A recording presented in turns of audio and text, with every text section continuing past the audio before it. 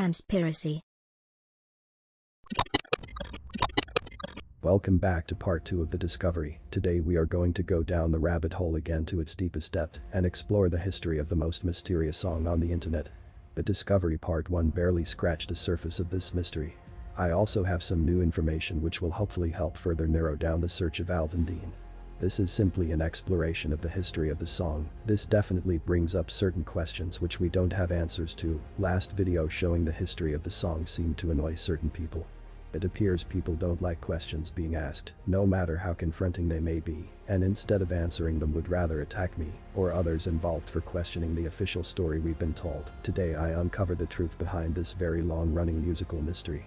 Links to everything I've discussed will be in the description, so you can see it with your own eyes. In my last video I explored the story of Anton Riedel, or as we discovered last year, a person called Lydia who claimed to be Anton Riedel, which is very questionable. More on that later. We are going to continue the origins of the story of the most mysterious song on the internet, and that involves 16-year-old Gabriel Vieira, who has been looking for the song for over 10 plus years. This would mean he would have been 4, 5 or 6 years old when he began the search, which sounds ridiculous, but these are his own words. While looking into the song I discovered a story with more holes than Swiss cheese, and I'm not the only one. Let's give Gabe the benefit of the doubt here and say he made an error on that post and continue along. Our editor Wispano also questioned the oddity of Gabe looking for the song for 10 years as a 16-year-old. They created a post called Odd Inconsistency in the Timeline and the Mysterious Song sub on the 26th of September 2019. This post is now locked and no one can respond to it. The text in the post was removed oddly enough also. The original poster pointed out how odd it is Gabriel saying he has been searching for the song for 10 years, as it's been widely stated across many sources which quoted Gabriel and recorded it in articles all across the internet. They got that information directly from an interview with Gabe himself. Other articles and sources also reported Gabe's 10-year search for the most mysterious song on the internet, as he calls it. Even Wang reported that Gabriel has been looking into the song for 10 years in his first video on the most mysterious song on the internet, Tales from the Internet series. And if you look at Gab Gaskin's post history, you see that he's been searching for this song constantly on Reddit for the past 2 months. And in an interview with Tone Deaf magazine, Gab Gaskins, identified as Gabriel Vieira, notes that he's been searching for the song for years. Redditor Gabriel Vieira has been conducting his search for the track for a number of years now, explaining that their search dates back to 2006, when several people descended upon an internet forum to look for help identifying a mysterious song. The original poster of the Inconsistency and Timeline post from 2019 was met with a couple of very interesting responses from Gabriel, and the usual backlash people get when looking into the song's origins, with Gabriel explaining this person didn't know what they were on about and that he never said the search started in 2007. Probably because he claims his search started in 2006. In Gabriel's second response, he said he was not an audio engineer like all articles call him, but a 16-year-old guy making money from music productions. This makes someone so involved in the search for a song no one can find, or no one knows the origin, or who created it interesting as the hype he caused, has got him over 3 million views on his YouTube channel on his mysterious song on the internet full version upload. More hype equals more views equals more money. Could it be in people's best interests to not get this song found just yet? It may not be the case, but it's not necessarily looking like it's not at this point. As you've just seen, Gabriel blamed the misunderstanding about him posting that he was searching for the song for over 10 years on his friend Nico from Dead Wax Records, denying to have never said anything about his involvement for 10 plus years in the search, making his response untrue. Gabriel also repeated the 10-year search story in most of his posts on Reddit over 50 times, including deleted posts to different subreddits. Perhaps these were done by Nico also.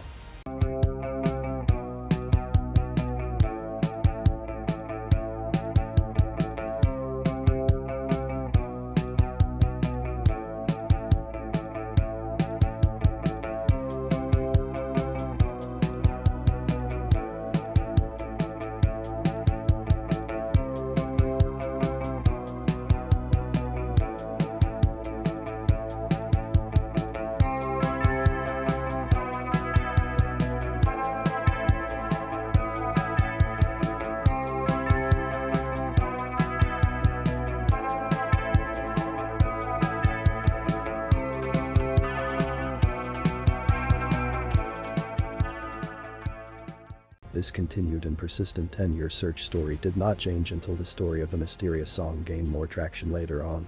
Once the video began to gain millions of views on YouTube on Gabriel's channel, the story began to change. He was able to gain so many views by being the first to post the full version of the song that he gained from Johnny Me Too, who somehow miraculously said he had it saved on his hard drive since 2007 and was able to remember downloading the full version when after Anton posted it on newsgroups all those years ago.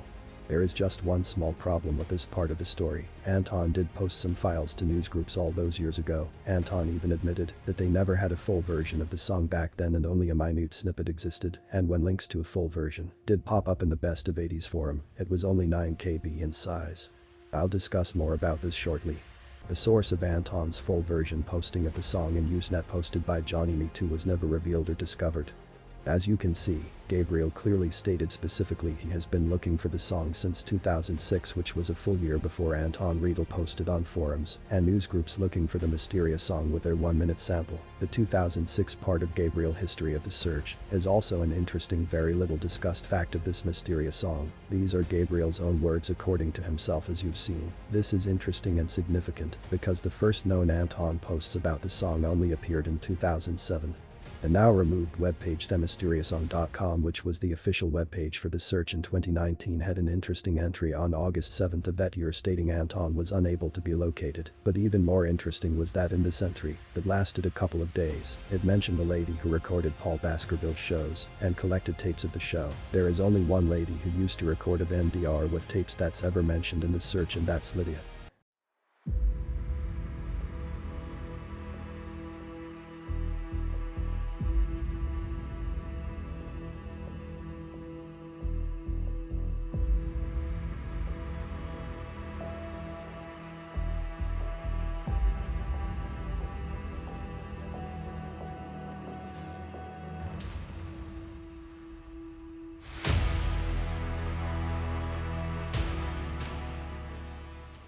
Another thing I discovered while looking into Gabriel is his Reddit history, where once again his repetitive posts are promotion in the listen to the subreddit for a band called Artistic Control, whose singer called Kez Stone, also known as Kez Reason, is close enough to Gabe to share rare music with. I also realized looking at Gabriel's archives of his YouTube channel another repeated pattern of a lot of demos and unreleased stuff for Artistic Control and which is Kez Stone's other band.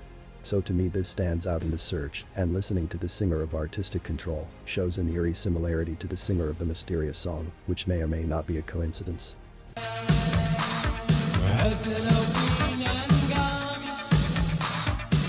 Everything is far away. All that I need is love. Hold my hand and talk to me.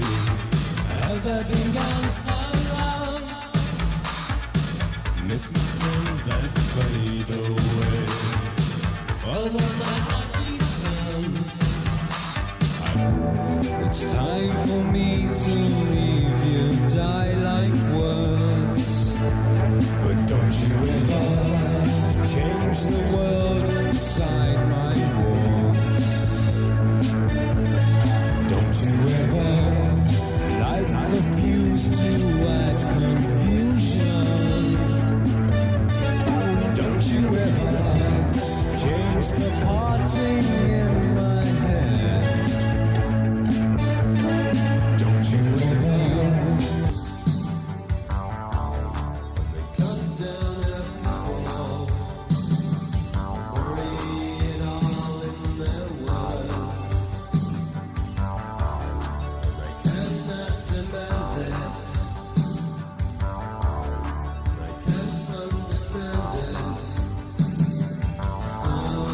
no sign of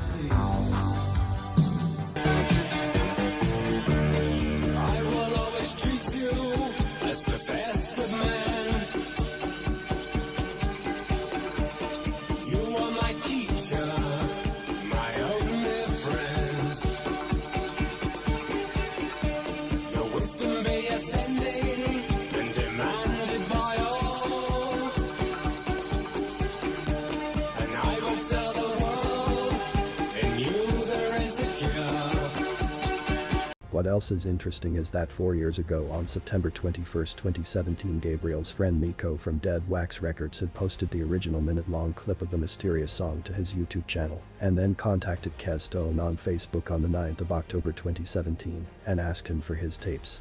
Nico was really desperate 3 and 4 years ago for Kez's tapes and rare material, which coincidentally times with his upload of the most mysterious song.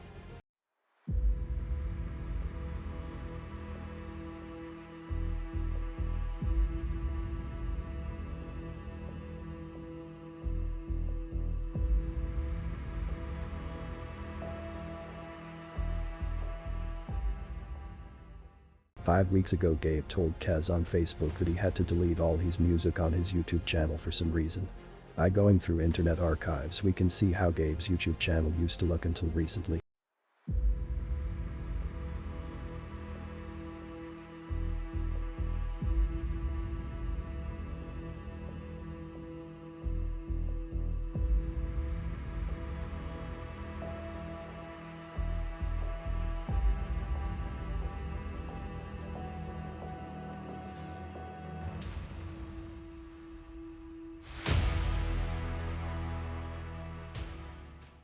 Another interesting piece of information about Artistic Control is that they made their way to German cassette compilations in the 80s that could have ended up at MDR. Here's an example of one of these compilations. People have also suggested this whole mysterious song to be a part of a long-running ARG, according to multiple posts on Reddit, based on the name of the original uploader Anton Riedel, and the person who made it go viral, Gabriel. Their initials make up the letters ARG. Okay, that might be a bit of a stretch, but stranger things have happened in fact in 2019.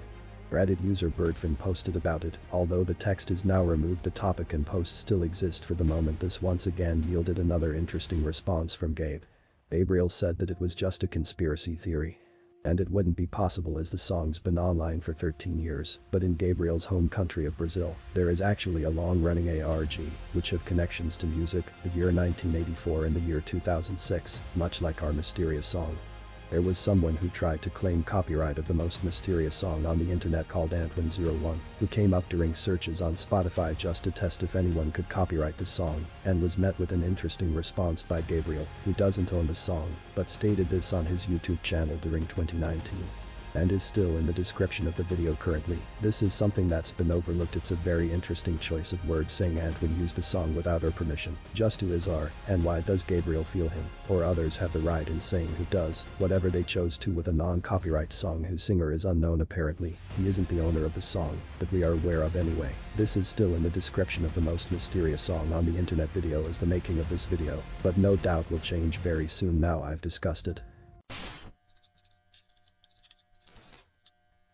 There is absolutely no evidence to say Lydia is the original poster of the song. We are told to believe this person who came to the Reddit sub in 2019 and take their word for it, and don't question them in any way for just showing up and laying claim to be the original poster in 2007.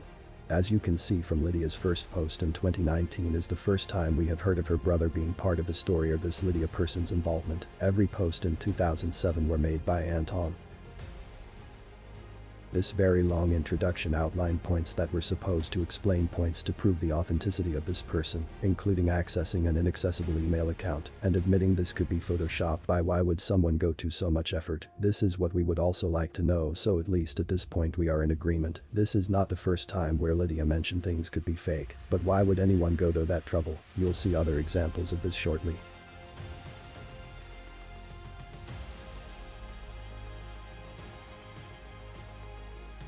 Okay, maybe we should just end the search, but what if the truth is actually more exciting?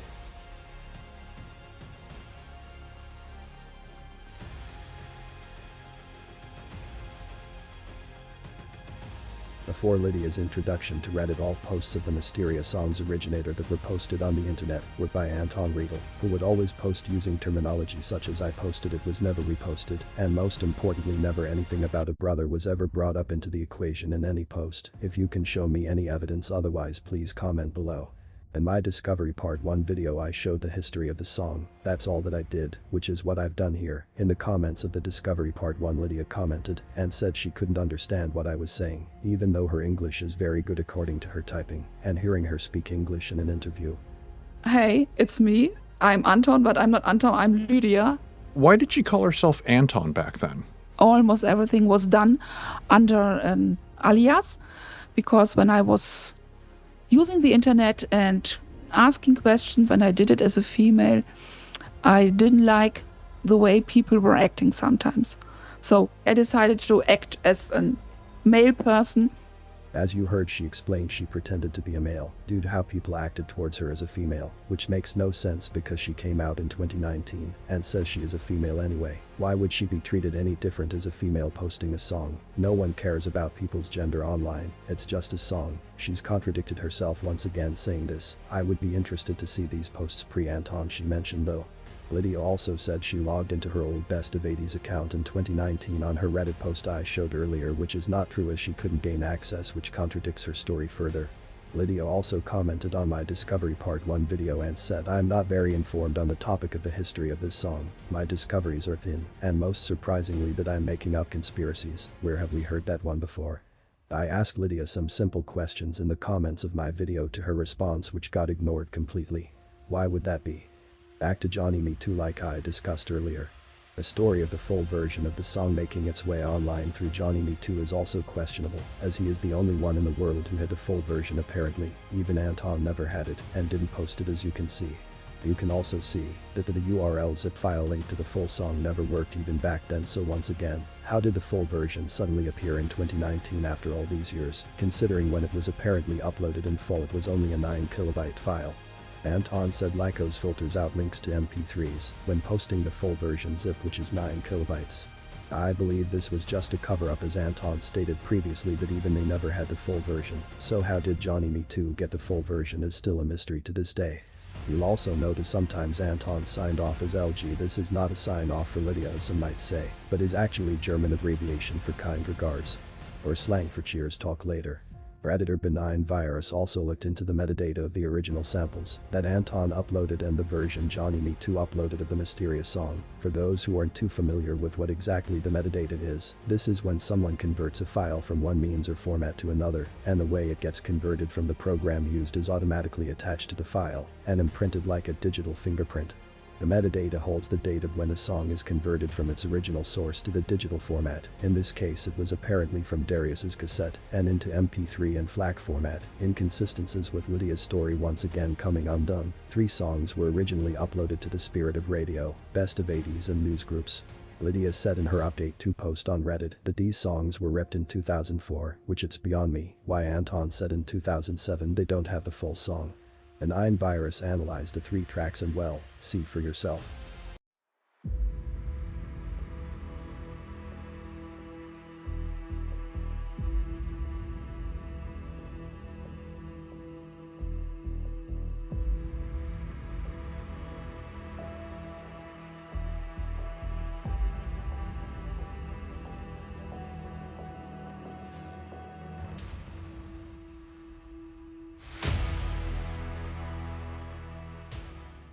Lydia herself has said she is not surprised people think she is making things up, like in her Update 2 post linked in the description and quoted here, in an interview excerpt on the Mysterious Universe webpage. This along with the Photoshop quote earlier make a terrible trio in proving their point.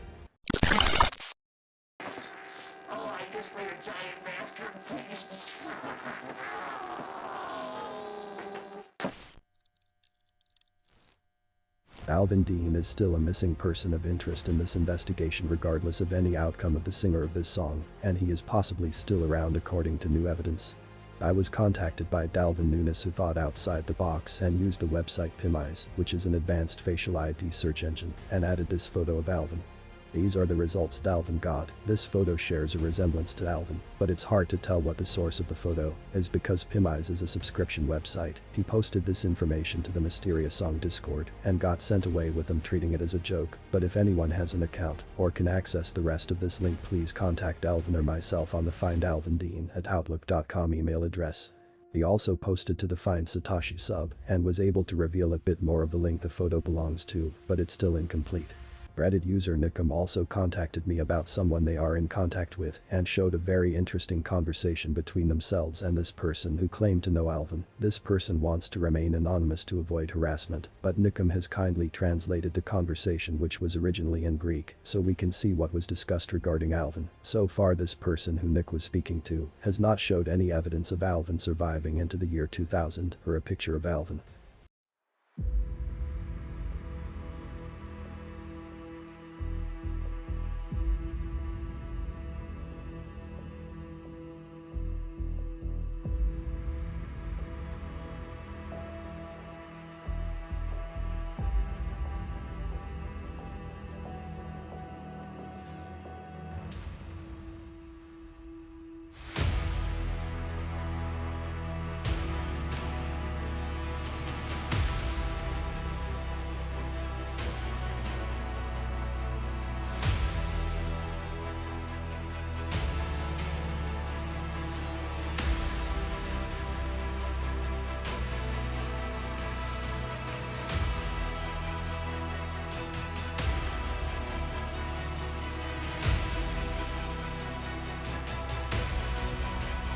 Lastly, Ensenada got in contact with someone who knew Alvin and provided a new picture and a song demo.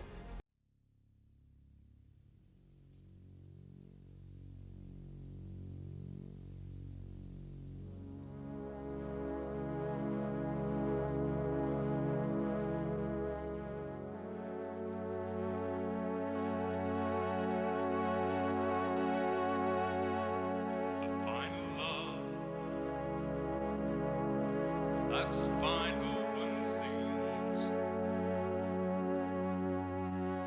and life sleeps dead and obscene, and you will drive to the waiting wind that dries and faint and dries. You tell me that you're very close, wall to wall, winking from the wind that drove me to the waiting rooms that drive in the sea. And with rain that's crumbling down faint, and you drive from the open. Thanks for watching. All links for reference are below in the description. Comment below and let me know your thoughts.